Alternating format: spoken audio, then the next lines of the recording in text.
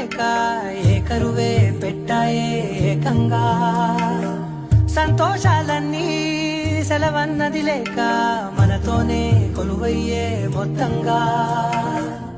స్వాగతాలు లేని ఒంట్లో ఉండలేక